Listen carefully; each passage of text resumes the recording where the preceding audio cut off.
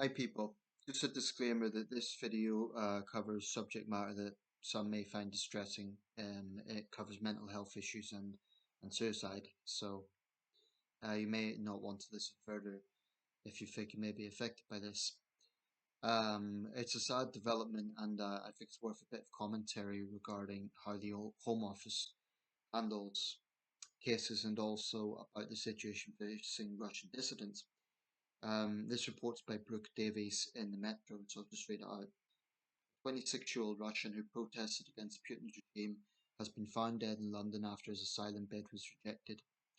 Alexander Frolov was found dead in Acton, West London on July the 28th after waiting for more than a year for an appeal hearing. His friends said they believe he took his own life due to the mental strain and feeling hopeless at the thought of being sent back to Russia. Alexander originally came to the UK under a temporary visa as an agricultural worker in 2021.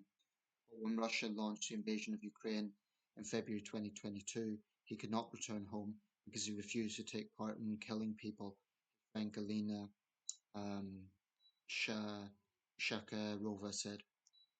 I've just taken a screenshot from the report with my other laptop. So Alexander submitted his asylum application in December 2022, but it was rejected in April 2024. That's almost a year and a half that he's been through that process, according to the Eye. He lodged an appeal and was waiting for the hearing to be rescheduled when he died. The Russian Democratic Society described him as a dedicated opponent of Putin's regime, a volunteer who gave his time to help others, and a constant presence at anti-war protests. He said Alexander believed in the possibility of a free and democratic Russia and hoped to one day return to it. Galina said she met Alexander when they worked as stewards at an anti-war rally. She said he was kind, generous, quietly dependable, but proving oppression to the UK Home Office was hard. Let's see. Imagine being an opposition activist who knows that returning home would certainly mean prison. You've spoken out publicly, worked with organisations labelled in Russia as undesirable or extremist, she said. Then you ask for protection, hoping for safety for a chance to survive, and instead you refused. Home Office said it is a long-standing policy not to comment on individual cases. How many Russians have been offered political asylum in the UK? Since 2022, 759 Russians have been granted refugee status in the UK. 759.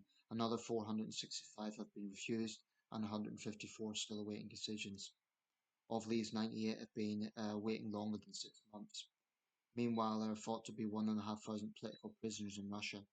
Many have been prosecuted for anti-war activities, with the Kremlin only recently allowing Russians to describe the invasion of Ukraine as a war, instead forcing them to say a tactical military operation. So this is a sad case. I'm troubled by it. A young man who stood up for his principles, who knew the risks involved if he ever went back to Russia, and the Home Office has rejected it, rejected his asylum claim. Now, to me, someone who's vocally anti-Putin, who is not just saying it, but actually acting on it, attending anti-war protests. To me, that's someone who is very likely to be pro-West.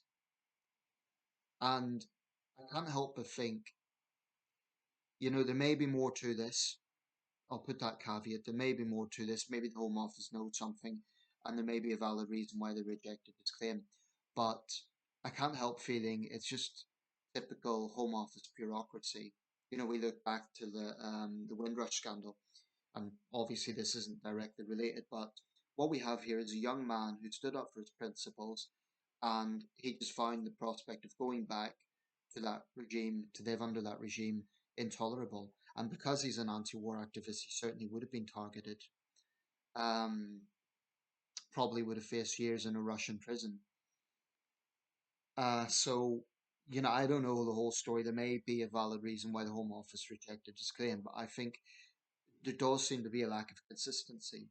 There are people who are permitted to stay in this country who probably shouldn't be, and then you get someone like this who is rejected, and it's just a tragic situation that a young man has taken his life as a result. And you know, it's all very well that the Medveds put links to the Samaritans and so on, but that was his prospect, being sent back to the Russian Federation under Putin's ghastly regime. I would honestly rather keep someone like that and frankly do a swap. Keep someone like that and send out the Putin cheerleaders in our midst. Let them go to Russia.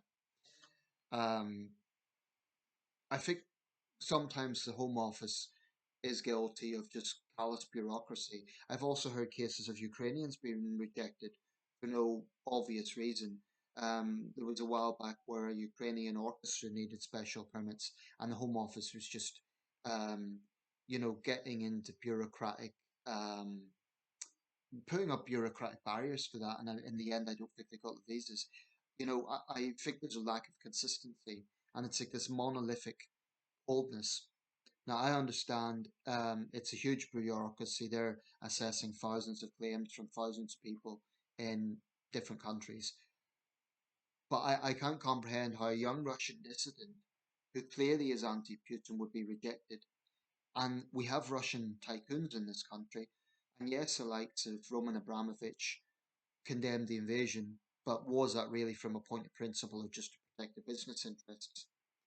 There's still Russian tycoons operating in the UK, yet a young man who is risking his freedom to do this, he's rejected, and now he's just found it too unbearable, and sadly, it seems he's taken his own life. It's just very sad, but it shows the situation that Russian dissidents face. The Home Office isn't going to comment on this. Like I say, there may be more to it. There may be a valid reason why they rejected him, but I can't comprehend what that would be. Unless there's more to it, maybe they found some intelligence that he isn't all that he seemed. But the fact that he took his own life to me suggests that he was sincere. You know, if he wasn't really an anti-war activist, why would he do that? Why would he have such fear of going back to Russia? And there's a picture of him holding a sign saying Putin things covering the content, but he has a sign very openly, very publicly denouncing Putin and praising Navalny and other Russian dissidents. I would never ever tell a Ukrainian that I would never lecture them on dissident Russians, but it is a fact that there are Russians who take real risks. And I think the Home Office should show compassion towards them because they're clearly not our enemy. Putin is, and his vile regime is. I just think it's desperately sad.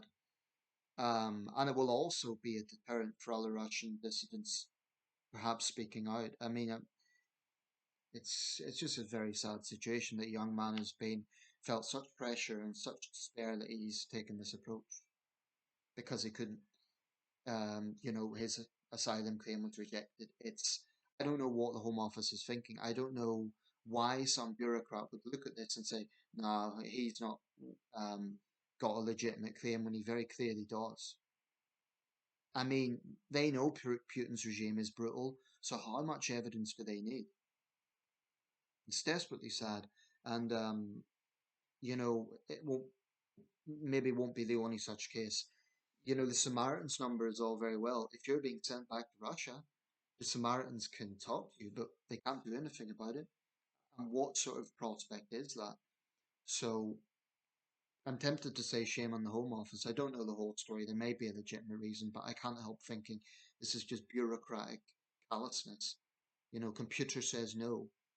It's I think there's too many examples of inconsistency. I think there's too many cases where people are treated in sort of distant, cold, bureaucratic way when really those looking at this should consider this as someone who is clearly a legitimate case.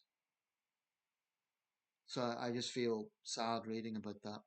Only 26 years old. But rest in peace, Alexander Frolov. And whichever official rejected his claim, if they see this, I hope they think very carefully about rejecting another Russian dissident. Um, of course, when you're looking into this stuff, they need to see that there's a consistency. And if someone has previously been pro-Putin, then understandably they will want to assess that. And I understand decisions can't be made overnight, but imagine the limbo that he would have been in for months. I just find it very sad. On the issue of the Ukraine invasion, Matt Gaetz, one of the MAGA nut lackeys of Donald Trump, has said that one proposal is to let Russia join NATO. Well, this was proposed once upon a time. It's a deranged idea at a time when Russian warplanes are inflicting terror on the Ukrainian people. It's utterly deranged when Russian nationals threaten nuclear war in European cities. The idea was floated before it never happened with good reason. Russia cannot be trusted, and the sooner that these MAGA idiots realise that, the better. Alexander Stuba made a good analogy, which was if several American states, I pointed this out as well, where the price of peace, hand them over. Um, but anyway, I know the Home Office isn't going to comment on this, but I just hope they at least consider why did this happen? Did we give a very good reason for rejecting this young man? I just think it's tragically he's taken his own life. There's nothing there about his family, like if he was estranged from him or if they're aware of his activities or what. But it'll be very hard for his friends, and it will really damage their morale as well if they have this cloud hanging over their heads about whether they're going to get to stay or not. Personally, I would grant asylum to any Russian dissident if they are very clearly anti-Putin and if they accept Putin's invasion of Ukraine is wrong, i.e., if they recognize Ukrainian sovereignty and if they have pro-British sentiments, I would say, okay, they're very clearly legitimate.